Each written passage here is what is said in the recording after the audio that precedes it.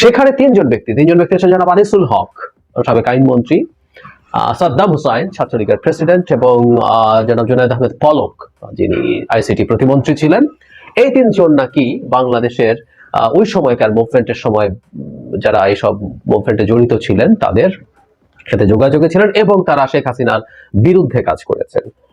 তাদের কথার ভিত্তিটা এইরকম যে বাংলাদেশের গোয়েন্দা সংস্থাই সামহাও তাদেরকে ট্র্যাক করেছে, তাদের কথোপকথন রেকর্ড করেছে, সেটা সরকারের কাছেও নাকি দিয়েছিল। পরে এটা ভারতীয় গোয়েন্দাদের কাছে যায়, সেখান থেকে আজ তাকের হাতে এসছে এবং ন্যূনতম বিশ্বাসযোগ্যতার জন্য যেটা উচিত হতো তাদের যে কিছু কিছু অংশ একটু পড়ে শোনানো যে কার সাথে কি ধরনের কথাবার্তা হয়েছে, আর এরকম কিছু আমরা আসলে ওই রিপোর্টে দেখি না। রাদার তিনটা নাম আমাদের সামনে আনা হলো এবং সকল যেই বিশেষজ্ঞ আছেন তিনিও আবার নানান রকম কনস্পিরেসি আবিষ্কার করছে। যেমন স্বাভাবিকভাবে একটা প্রশ্ন আসবে যে এর মধ্যে অন্তত দুজন তো গ্রেফতারকৃত আছেন, জনাব আনিসুল হক এবং জনাব পলক, দুজনই তো কাস্টাডিতে আছেন। তারা কেন কাস্টাডিতে আছেন? তারা যদি সরকারের বিরুদ্ধেই কাজ করে থাকেন এবং আন্দোলনকারীদের পক্ষেই থেকে থাকেন, তিনি বলার চেষ্টা করছেন এটাও একটা কৌশলের অংশ, সো দ্যাট আমরা এই মানুষগুলোর প্রতি কোনো রকম কোনো সন্দেহ না রাখি, ইত্যাদি ইত্যাদি। মানে প্রশ্ন হচ্ছে এটা কি আমরা বিশ্বাস করি? উত্তর হচ্ছে না, একেবারেই না। কিন্তু এই কথাগুলো বলা হচ্ছে আরো কাউকে এই সামনে আনার চেষ্টা করা হবে। কিন্তু কেন করছে তারা? ওই যে শুরুতেই বলেছিলাম যে আসলে আমাদের একটু শোনার দরকার, একটু বোঝার দরকার যে তারা আসলে কি করতে চায়, তাদের ন্যারেটিভটা কি, তারা কি উদ্দেশ্য সফল করতে চায়। আমাদের হাসিনার পতন এবং পালিয়ে যাওয়ার পর ভারতের হিস্টেরিয়া আমরা দেখছি। ভারতের সরকার তো বটেই, তার মিডিয়া, সত্যি বলতে ভারতের সরকার এবং মিডিয়াকে এখন আর আলাদা করার কিছু নেই। ভারতের মিডিয়াগুলো বহুদিন থেকেই, বেশ কয়েক বছর থেকেই ভারতেই গদি মিডিয়া বলে অভিহিত করা হয়, অর্থাৎ জনাব নরেন্দ্র মোদীর কোলে বসা মিডিয়া। তো তাদের মিডিয়াকে একটু বার্তা না দিলেও একটু মাঝে মাঝে ফলো করা দরকার। তো আমরা বুঝতে পারি যে তারা আসলে বাংলাদেশ সম্পর্কে কি ন্যারেটিভ তৈরি করতে চাইছে। এটা কম বেশি ভারতের এস্টাবলিশমেন্টারি ন্যারেটিভ। সরকার অথবা ডিপ স্টেট কেউ না কেউ এই ধরনের একটা ন্যারেটিভ বাজারে ছাড়তে চাইছে, সত্য হোক মিথ্যা হোক, তাদের উদ্দেশ্যটা আমরা বুঝতে পারি। আজ তাক নামে একটা বাংলা চ্যানেল আছে ভারতীয়, যেখানে তারা এক অভিনব দাবি করেছে। তারা সরকারের, আওয়ামী লীগ সরকারের তিনজন গুরুত্বপূর্ণ ব্যক্তিকে নাম উল্লেখ করে বলেছেন যে এই মানুষগুলো শেখ হাসিনা পতনের সাথে জড়িত ছিল।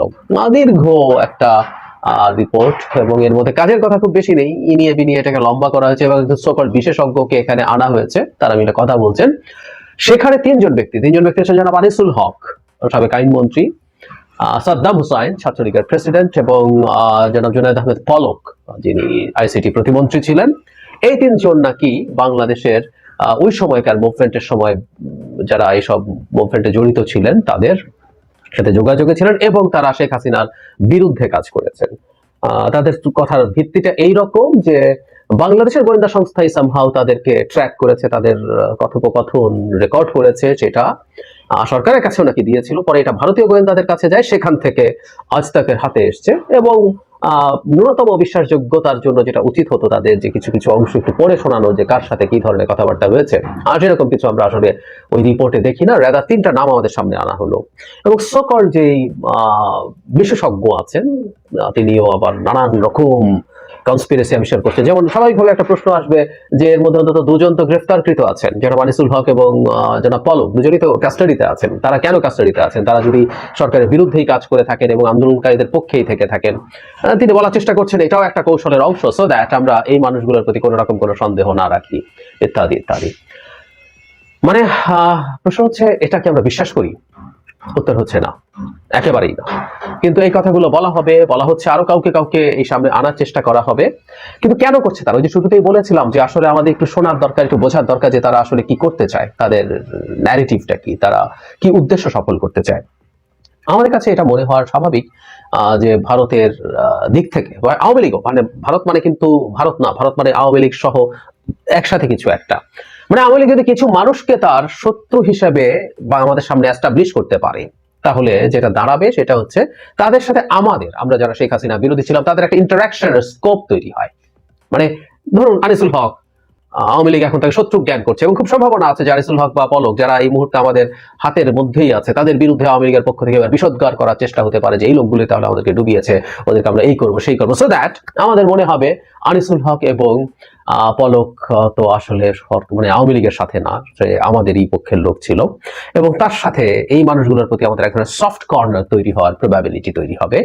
তারা ভাবছেন হবে কিনা সেটা ডিফারেন্ট আলোচনা। ঠিক একইভাবে আমি ধারণা করি এরপর আরো বেশ কিছু মানুষকে এভাবে ভিলেন হিসাবে আমাদের সামনে আনার চেষ্টা হবে গোয়েন্দা সূত্রের ভিত্তিতে বা অন্য কোনো না কোনো ফর্মে। এটার উদ্দেশ্যই হচ্ছে যাতে তারা তাদের প্রতি ক্ষোভ বিক্ষোভ কমে আসে এবং তারা আস্তে আস্তে অপারেট করতে পারেন। যেহেতু এই দুজন মাঠে আছেন, এই দুজন যদি এরকম হয় যে তারা অভিযুক্ত, আওয়ামী লীগ অভিযোগ করছে, ভারত অভিযোগ করছে, আস্তে আস্তে তারা জামিন পেলেন, তারা বেরিয়ে আসলেন, তারা বেরিয়ে এসে আস্তে আস্তে আওয়ামী লীগের হয়ে কাজ করবেন, এই ধরনের কোনো উদ্দেশ্য, একই সাথে সাদ্দামকেও তারা যদি এরকম করে আস্তে আস্তে সাদ্দামকে পাঠায়, মেবি এরকম একটা উদ্দেশ্য তাদের আছে, আমাদেরকে বোকা বানানোর জন্য তারা এই চেষ্টা করছে। ওই যে বললাম, যেহেতু এটা হচ্ছেই, এরকম আরো অনেক নাম আমাদের সামনে আসলে আসবে। কিন্তু যেটা হয় আসলে, আমরা তো এত বোকা নই। মানে শেখ হাসিনা যখন ক্ষমতায় ছিলেন তখন তিনি যা যা বলতেন, যা যা করতেন, সবকিছুকে ইয়াস ইয়াস বলতো যেসব চাটুকার, তাদেরকে দেখে উনি মনে করতেন উনি অনেক অনেক বুদ্ধিমান, তিনি যা বলেন যা করেন সব সঠিক করেন, এবং তিনি মানুষের কাছে যা করছেন বলে মানুষের সামনে ইমেজ তৈরি করতে চেষ্টা করছে, সেটা হচ্ছে। এটা আসলে হচ্ছিল না। আমরা তার এই ফালতু মিথ্যে কেউ গ্রহণ করিনি তখনও, কিন্তু যে তার আশপাশে মানুষগুলো ছিল তারা মনে করেছিল এটার মাধ্যমে, তারা বলছে হ্যাঁ আপনি যা বলেছেন আপা এটা তো অসাধারণ হয়েছে, মানুষ তো সেই গ্রহণ করেছে, খেয়েছে, এসব তো বলে আশপাশে থেকে, কিন্তু হয় না আসলে। কিন্তু এই যেটা হয়, দীর্ঘদিন এই ধরনের একটা ইকো চেম্বারের মধ্যে বাস করতে করতে শেখ হাসিনা তার নিজকেই অসীম ক্ষমতাধর মনে করেছিলেন। সো তাদের এই চেষ্টাগুলো আদতে কোনো রকম কোনো ফল আসলে বয়ে আনবে না। আমরা যথেষ্টের বেশি স্মার্ট, এবং এটা আসলে শেখ হাসিনারও বোঝা উচিত। কারণ শেখ হাসিনা তার উন্নয়ন, তার ওটা, তার সেটা, তিনি দেশের জন্য জীবন দিচ্ছেন, তাহাজ্জুদের পর থেকে ঘুমানোর আগ পর্যন্ত তিনি দেশের কথা ভাবতে থাকেন, তিনি সকল বঙ্গবন্ধুর স্বপ্ন পূরণ করার চেষ্টা করছেন, তিনি উন্নয়ন করছেন, কিন্তু মানুষ সেগুলো খায় নাই। তার প্রমাণ হচ্ছে আপনাকে জেনে শুনে এরপর রাতে ভোট করতে হয়েছিল। এনএসআই রিপোর্টের কথা পত্রিকায় দেখেছে যে 22টা সিট পাবে বলে তারা স্পষ্টভাবে জানিয়েছিল, 18তে সর্বোচ্চ 22টা সিট। সেগুলো তো আসলে খায় না, আমরা খাইনি। আমরা অনেক আগে থেকেই যথেষ্ট স্মার্ট। মানে কেউ বলেন যে আমাদের ভোটের ক্ষেত্রে আমাদের জনগণ আসলে যথেষ্ট পরিমাণ ম্যাচিওরড কিনা, স্মার্ট কিনা, শিক্ষিত কিনা তার প্রতিনিধি নির্বাচন করার জন্য। আমি তো দেখি আসলে আমাদের দেশের মানুষ খুব চমৎকার ভাবে, তার কালেকটিভ উইজডম ইজ এক্সেলেন্ট, সে ভুল সিদ্ধান্ত নেয় নাই। আওয়ামী লীগ যত কিছুই করুক না, 18তে যদি টাকা দিয়ে লাভ করে ফেলতো মানুষ কিন্তু সঠিক সিদ্ধান্ত নিত। সুতরাং এই যে চেষ্টা এখন হচ্ছে একে তাকে ভিলেইনের ভাব দেখিয়ে আস্তে আস্তে মাঠে দেওয়ার, এটা কাজ করবে না। আমরা এগুলো যথেষ্টের বেশি বুঝি। কিন্তু ওই যে প্রায় বলি যে আওয়ামী লীগের হয়ে যখন ভারতীয় মিডিয়া বা আওয়ামী লীগও যখন এই ধরনের পদক্ষেপ নেয়, যেটাকে দেখতে খড়কুটো ধরার চেষ্টা বলে মনে হয়, সেটা দেখতে ভালো লাগে। খড়কুটো আলাপটা আমাদের প্রবচনে আনি ডুবন্ত মানুষের ক্ষেত্রে। ডুবন্ত মানুষ খড়কুটো ধরে বাঁচতে চায়, খড়কুটো ধরতে দেখার যখন চেষ্টা, তখন বোঝা যায় ডুবন্ত। কথাটা অবশ্য পুরো ঠিকও না, আওয়ামী লীগ ডুবন্ত না, আওয়ামী লীগ ডুবে গেছে, এবং ডুবে যে গেছে সেটার প্রমাণ একটার পর একটা ভারতীয় মিডিয়া দিয়ে যাক, আওয়ামী লীগের অন্যরা দিয়ে যাক, আমরা সুখী হই এগুলো দেখে। এই দিনগুলো দেখতে পারবো, অনেকের কাছে মনে হয় নাই, এগুলো দেখা যাচ্ছে। এর চেয়ে সুখকর কোনো দৃশ্য হতে পারে না।